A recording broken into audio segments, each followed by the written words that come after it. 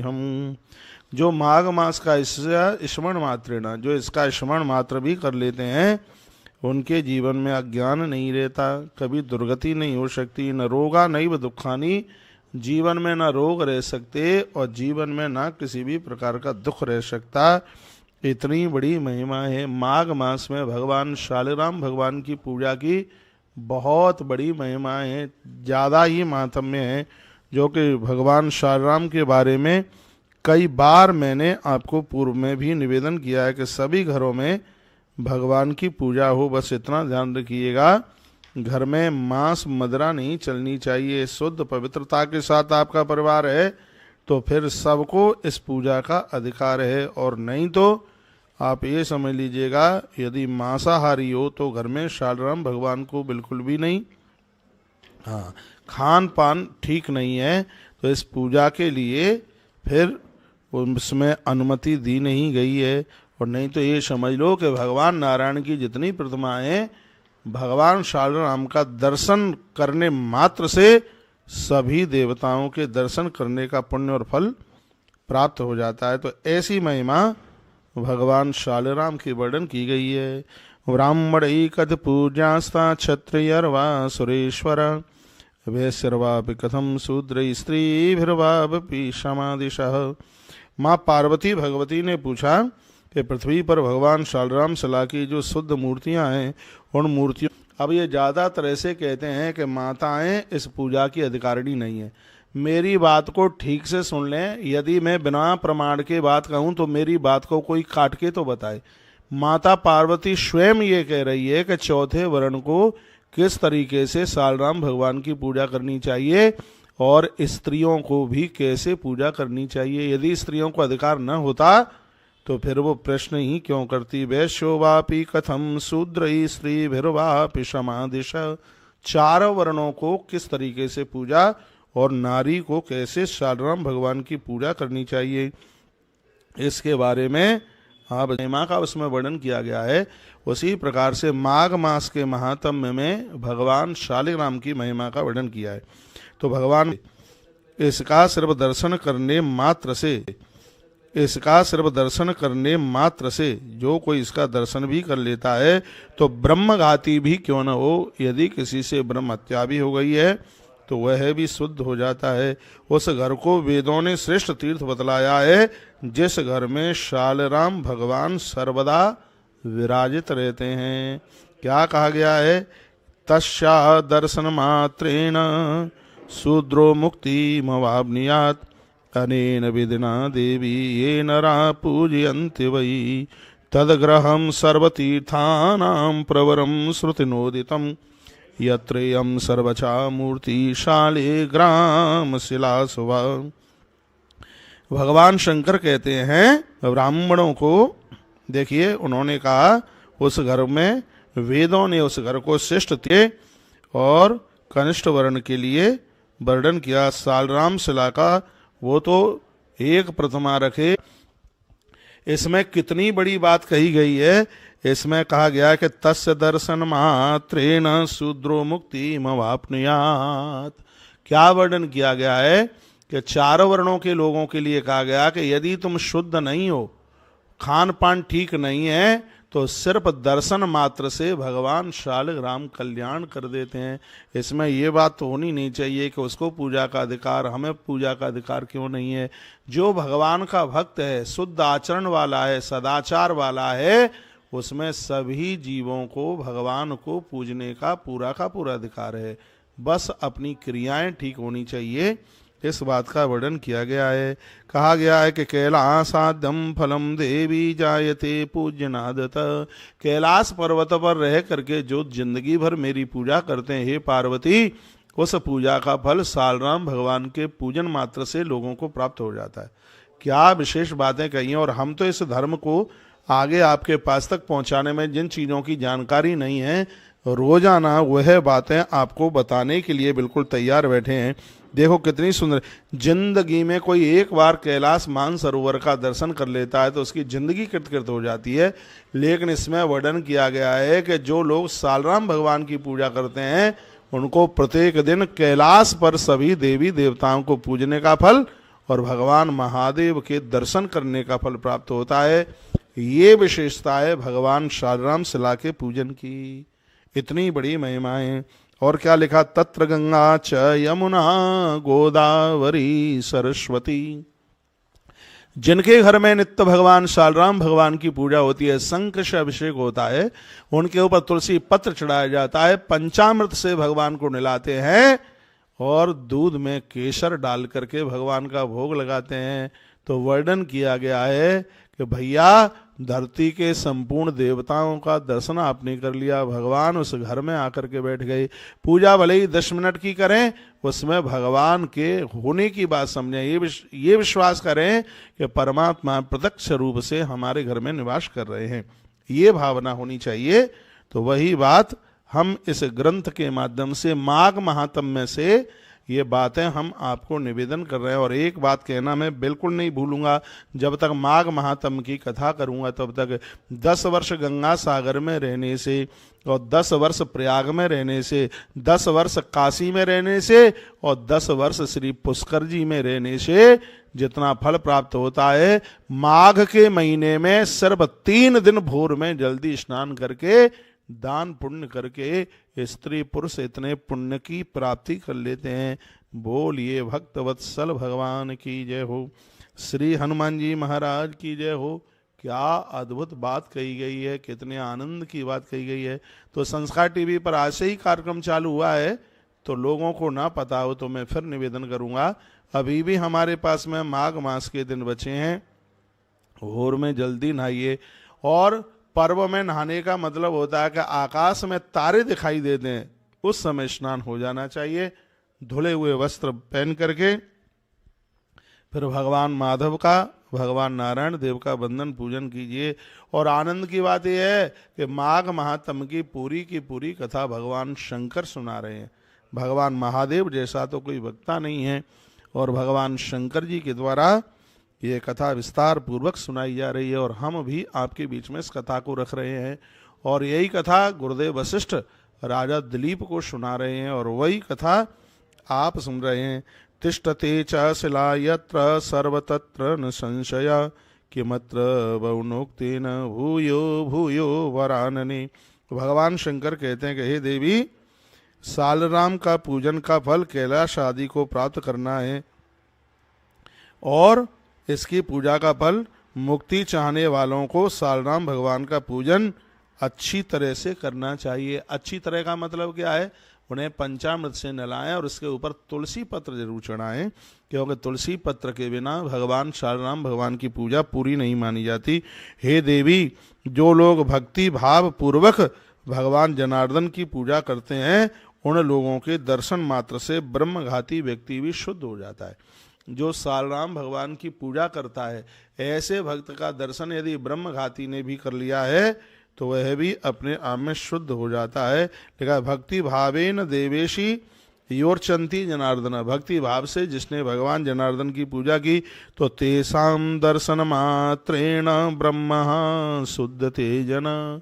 उस व्यक्ति का दर्शन करने से ब्रह्मघाती भी अपने आप में शुद्ध हो जाता है।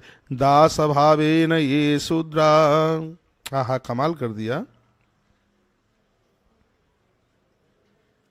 इसमें वर्णन किया है कि भगवान सालराम भगवान की जो पूजा है, हे देवी, जो लोग भक्ति भाव पूर्वक भगवान जनार्दन की पूजा करते हैं, उन लोगों के दर्शन मात्र से ब्रह्मघाती शुद्ध हो जाता है। जो शूद्र दास यानी कनिष्ठ दास भाव से भगवान सालराम की पूजा करते हैं, हे सुरेश्वरी, उन सब को प्राप्त होने वाले पुण्यों को ब्रह्मा आदि देवता भी नहीं जानते।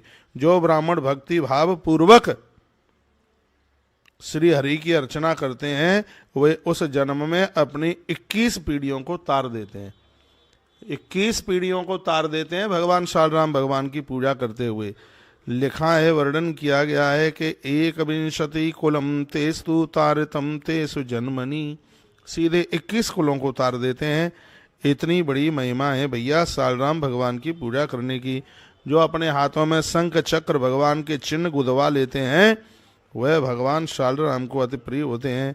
वह भगवान विष्णु की पूजा करने के कारण संपूर्ण जगत को की पूजा कर लेते हैं। उसके पितृगण कहते हैं कि हमारे वंश में वैष्णवों ने जन्म लिया है, और वैष्णवों की पहचान यही है कि वो भगवान शालराम का पूजन जरूर करें। उस वंश का तब तक के लिए उद्धार हो जाता है जब तक महाप्रलय नहीं होता, तब तक किसी की दुर्गति नहीं होती, ऐसा वर्णन किया गया है। पूजितम तु जगत सर्वम तेन विष्णु प्रपूजनात् पितरः सम्मदस्यात्मकुले जाता स वैष्णव तत्कुलम तारितम तेस्तु यावदाभूत संप्लवम ते तो चापशान मधुरत्या नियंते विष्णु मंदिरम। बहुत आनंद पूर्वक ये बात मैं कह रहा हूँ कि माघ का महीना चल रहा है, और आप स्नान भी कीजिए, दान पुण्य भी कीजिए, और भगवान शालराम के ऊपर तुलसी भी चढ़ाइए, शालराम भगवान की पूजा कीजिए। शालराम भगवान को गंगा जल से नहलाएं, क्योंकि इस महीने में गंगा स्नान की बहुत बड़ी महिमा का वर्णन किया गया है, बहुत बड़ी महिमा है। तो ये वर्णन किया गया है कि उस वंश का तब तक वो समाप्त नहीं होता जब तक महाप्रलय नहीं हो जाता। वे वैष्णव हम लोगों का उद्धार करने के लिए ही इस धरती पर विष्णु भक्तों ने आकर के जन्म लिया है। वह दिन धन्य होता है, और वह माता पिता भी धन्य होते हैं जिनके यहाँ ऐसे बच्चों ने जन्म लिया है। कैसे बच्चों ने? जो भगवान के परम भक्त हैं, वो माता पिता भी धन्य हैं। तत्कुलम तारितम तेस्तु यावदाभूत संप्लव ते तु चाशान्मुद्धृत्य नियन्ते विष्णु मंदिरम पितरः सम्मदत्वा तत्कुले जाता स वैष्णव। जिस कुल में भगवान का परम वैष्णव जन्म ले लेता है वह कुल धन्य हो जाता है। भगवान विष्णु की भक्ति करने वालों के दर्शन करने मात्र से मनुष्य के सभी पाप छूट जाते हैं। जो भगवान की पूजा करता है उसके यदि कोई दर्शन कर ले, सर्वे धन्य तमाम गिया विष्णु भक्ति परायण तेसाम दर्शन मात्रेण महापाप प्रमुच्यते। भगवान की पूजा करने वाले का यदि कोई दर्शन कर लेता है तो उसके दर्शन मात्र से हम लोग पापों से छूट जाते हैं। तो ये माघ मास में भगवान शालराम की पूजा वंदन, नारायण की पूजा की ऐसी अद्भुत महिमा का वर्णन किया गया है। ऐसी अद्भुत महिमा शालराम भगवान की महिमा इस मास में, इसमें माघ के महीने में इतनी बड़ी बात हो गई। इसमें तो चारों वर्णों को पूजा का अधिकार बता दिया। बस ये नियम है, वो शुद्ध होना चाहिए, सदाचारी होना चाहिए। इसमें बात कही गई है कि यदि ब्राह्मण मद्यपानी है, पराई नारी स्त्री गमन करता है, तो उसमें वर्णन किया कि ब्राह्मण भी शालराम भगवान की पूजा का अधिकारी नहीं है। फिर वर्णन किया यदि व्यभिचारी नहीं है, सदाचारी है, तो कनिष्ठ वर्ण। इसमें तो लिखा है कि ब्राह्मण को 5 शालिग्राम, और क्षत्रिय के लिए 4, और वैश्य के लिए 3, और कनिष्ठ वर्ण के लिए 1 शालराम भगवान के पूजने का विधान बताया गया है। जो स्त्रियां अपने पति को छोड़कर गैर पुरुषों के साथ संबंध बनाए हैं, जो सदाचारी नहीं है, ऐसी नारी को शालराम भगवान की पूजा करने का अधिकार नहीं है। जो सात्विक है, सदाचारी है, तो उसे पूजा का अधिकार बताया। और क्या बताया है सुनिए, इसमें कहा गया है कि भगवान शंकर कहते हैं, पार्वती जीवन भर कैलाश पर रहकर जो मेरी पूजा करते हैं उन्हें जितना फल प्राप्त होता है, घर में भगवान शालराम भगवान की पूजा करते हुए जिंदगी पर्यंत कैलाश पर रह करके पूजा करने का फल उन्हें तत्काल प्राप्त हो जाता है। इतनी बड़ी महिमा शालराम भगवान की है। और कहा तत्र गंगा च यमुना गोदावरी सरस्वती। जिनके घर में भगवान शालराम पूजे जाते हैं, हे पार्वती, उनके घर में गंगा यमुना सरस्वती पवित्र नदियां, अद्भुत नदियां कभी भी उसके घर को छोड़ करके नहीं जाती। इतनी बड़ी महिमा भैया शालराम की बताई गई। और माघ मास में भगवान शालराम की पूजा का बहुत ज़्यादा विशेष, जैसे शिवरात्रि के समय पर भगवान शंकर की पूजा करने से पूरे 1 वर्ष की पूजा का फल प्राप्त हो जाता है। सुन रहे हो? शिव महारात्रि के समय पर आपने भगवान महादेव की पूजा करी तो 1 वर्ष, पूरा 1 वर्ष पूजा करने का फल प्राप्त हो जाता है। उसी प्रकार से माघ के महीने में तुमने माघ स्नान करके शालराम भगवान की पूजा कर ली तो जीवन भर कैलाश यात्रा का फल तत्काल प्राप्त हो जाता है। इतनी बड़ी महिमा, सभी नदियां हमारे घरों में आकर के बैठ जाती हैं। ये सगरी बातें बहुत प्रमाण के साथ कही जा रही है। और मुझे विश्वास है कि जिन बातों को आप सुन रहे हैं बड़ी गहराई के साथ, तो इन बातों का असर हमारे जीवन में बहुत ज़्यादा पड़ेगा।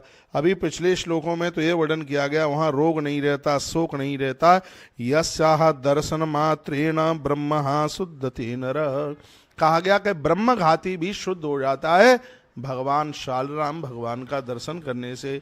उनकी पूजा कर ली गई तो ये तो बहुत बड़ी बात हो गई है। तो आज आप माघ महात्म्य में भगवान शालराम की जो महिमा आप सुन रहे हैं, और वह महिमा अपने आप में बहुत ज़्यादा अद्भुत है। इसमें लिखा है, जो भगवान शालराम भगवान की पूजा करके उठाए और उस भक्त का तत्काल हमें दर्शन हो जाए, तो तेसाम दर्शन मात्रेण ब्रह्म शुद्धते जना, उसका दर्शन करने से ब्रह्मघाती भी शुद्ध हो जाता है। दास भावेन ये शूद्रा स्वरचनम कुर्वते सदा।